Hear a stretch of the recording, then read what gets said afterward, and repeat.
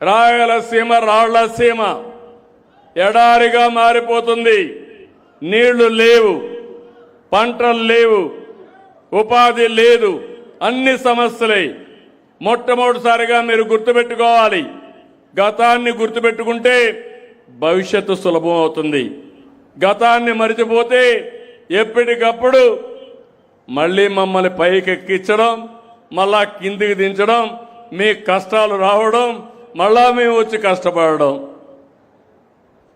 మీరు చూశారు కదా, ఈరోజు నేను అడుగుతున్నా మిమ్మల్ని, గుండె మీద ధైర్యం వేసుకొని చెప్పండి. ఇటీవల కాలంలో ఈ డోన్ నియోజకవర్గంలో 30 చెరువులకు నీళ్లు అందిని నీవా ద్వారా ఇచ్చామా లేదా అని మిమ్మల్ని అడుగుతున్నా. ఆ అందిని నీవా ప్రవేశపెట్టింది, ఆ ఆలోచన వచ్చింది నందమూరి తారక రామారావు గారికి.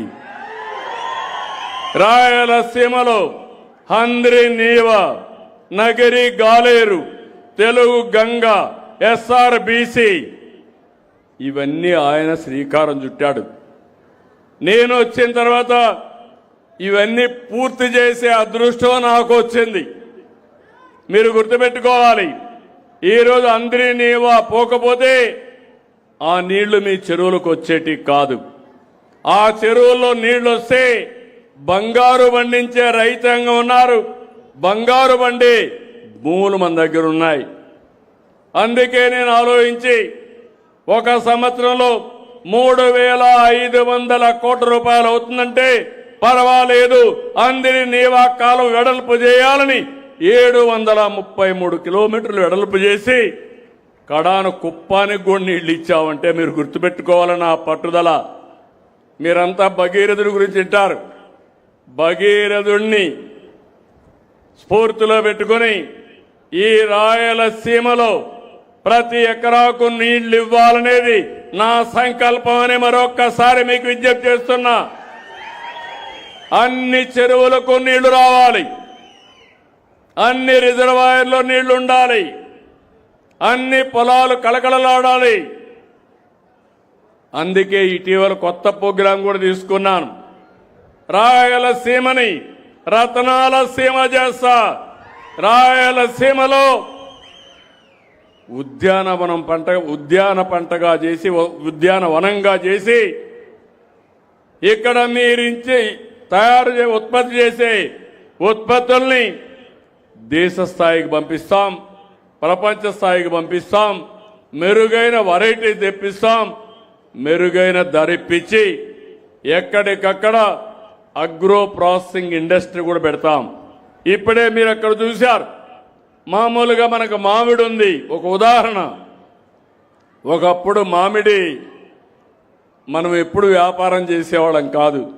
నేను కూడా రాయలసీమ బిడ్డే, ఇక్కడే పుట్టా, మాకు కూడా మామిడి తోటలు ఉన్నాయి.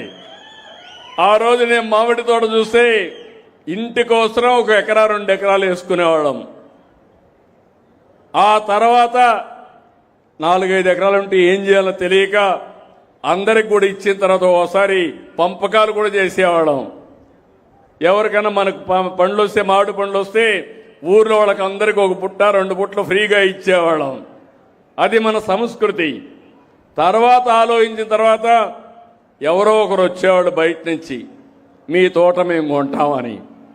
అప్పుడు వాళ్ళకి ఇచ్చేవాళ్ళం, ఓకే కొనుక్కొని ఇంత డబ్బులు ఇస్తారని. అక్కడి నుంచి వాణిజ్య పంటగా తయారైంది మామిడి. మీరు గుర్తుపెట్టుకోవాలి, అంత మునుపంతా కూడా ఇవన్నీ ఉండేటివి కాదు. అక్కడి నుంచి వాణిజ్య పంట అయితే ఈరోజు మామిడి కానీ నేను చూశాను, మామిడికి తెగులు వస్తుంది. మామిడి అటు ఇటు ఊగితే ఆ కొమ్మలు రాచుకొని పండు కూడా సరిగా ఉండదు. దానికి ఈరోజు పేపర్ కవర్ పెట్టారు. పేపర్ కవర్ పెడితే పోయినసారి రేట్లు బాగా పడిపోయినాయి. నేనే ఆ రోజు 4 రూపాయలు ప్రతి ఒక్క కేజీకి సబ్సిడీ ఇచ్చాను. సబ్సిడీ ఇచ్చి రైతులు కాపాడుకోవడానికి ముందు ఎవ్వరు ఇవ్వాలా, తెలంగాణ ఇవ్వాలా, లేకపోతే తమిళనాడు ఇవ్వాలా, కర్ణాటక ఇవ్వలేదు, మనమే ఇచ్చాం. ఇప్పుడు కొత్తగా ఇంట్రడ్యూస్ చేశాం, 50% ఈ కవర్ ఏదైతే ఉందో ఆ కవర్ ఒక్కొక్క పండుగ ఒకటి పెడితే మంచి నాణ్యమైన పళ్ళు వస్తాయి. పోయిన సంవత్సరం అందరికీ 7,000, 8,000, 5,000 వస్తే ఈ కవర్ పెట్టిన వాళ్ళు 40,000, 35,000 వచ్చాయి. ఇప్పుడు మీరు చూస్తే ఇంటర్నేషనల్ మార్కెట్లో డిమాండ్ పెరిగి ఒక టన్నుకు 1,40,000, 1,30,000 వస్తున్నాయంటే అది మన పంటకుండే విలువ. ఆ విలువని పెంచడం మీ అందరి బాధ్యత. దానికి సహకరించే బాధ్యత నాదని నేను మీకు తెలియజేస్తున్నా. అందుకే భవిష్యత్తులో ఒకటి హామీ ఇస్తున్నా, రాయలసీమని హార్టికల్చర్ హబ్గా తయారు చేస్తాం. కేంద్రంతో మాట్లాడాం, 30,000 కోట్ల రూపాయలు ఇవ్వడానికి సిద్ధపడ్డారు. అది కూడా తీసుకొస్తాం. అదే సమయంలో ఇంకొక 70,000 కోట్ల రూపాయలు పెట్టుబడులు తీసుకొస్తాం ప్రైవేటుగా. ఈ రెండు పెట్టి 1,00,000 కోట్ల రూపాయలతో ప్రపంచంలోనే బిగ్గెస్ట్ హార్టికల్చర్ హబ్గా నా రాయలసీమను తయారు చేసే బాధ్యత నాదని మీ అందరికీ హామీ ఇస్తున్నా. ఇది వస్తే రైతుల యొక్క దశ దిశ మారుతుంది. నేను ఈ కార్యక్రమాలు ఆలోచిస్తా ఉంటే తిరుపతిలో లడ్డు కల్తీ, మద్యం విషం, ఇంకో పక్క భూములని కబ్జా ఎక్కడికక్కడ చేస్తా ఉంటే అవన్నీ ప్రక్షాళన చేయడానికి నాకు సమయం అంతా సరిపోతా ఉంది. దానిపైన మళ్ళా తప్పుడు ప్రచారం, సిబిఐ రిపోర్ట్ ఇచ్చిన దానిపైన తప్పుడు ప్రచారం.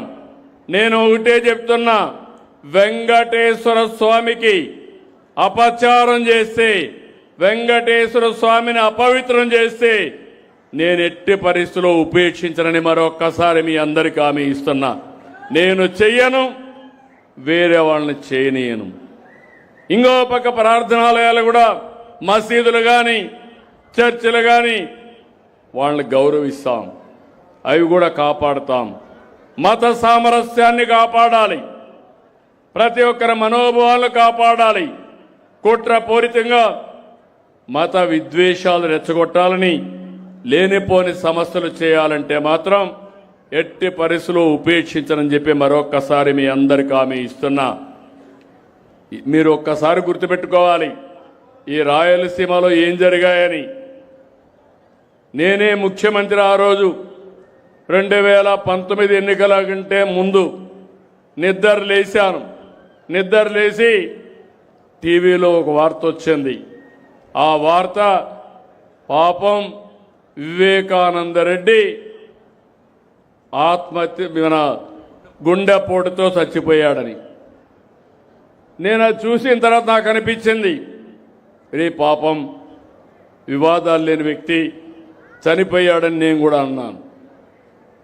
మధ్యాహ్నాలకు అది అందరూ అదే నమ్మారు. మా పోలీసుని మేనేజ్ చేశారు. ఇప్పుడే మా ఆర్డీఓ చెప్తున్నాడు అది కావాలని చేశారని చెప్తే, కాదు అది అసైన్మెంట్ భూమి అని ఆయన చెప్పే, అంటే డెప్త్కు పోయాడు లేదు నాకు తెలియదు. అదే మరిగా ఆ రోజు చెప్పారు, గుండెపోటుతో చనిపోయాడని నమ్మించారు. అక్కడుండే అధికారులు మేనేజ్ చేశారు. మేనేజ్ చేసి ఎంత దారుణంగా చంపారో మీరు చూశారు. ఆ రోజు సునీత ఆ అమ్మాయి అడిగింది, మీరు పోస్ట్ మార్టం చేయండి, నాకు అనుమానం ఉందంటే నేను పోస్ట్ మార్టంకి ఆర్డర్ చేశాను. పోస్ట్ మార్టానికి పోతే తలంతా కూడా గొడ్డలతో విపరీతంగా నరికి ఆ బెడ్రూమ్ అంతా లాగి, బాత్రూంలోకి లాగి, గోడలు, బెడ్ అంతా కూడా, కమ్మౌడ్స్ అంతా కూడా బ్లడ్ అయిపోయింది.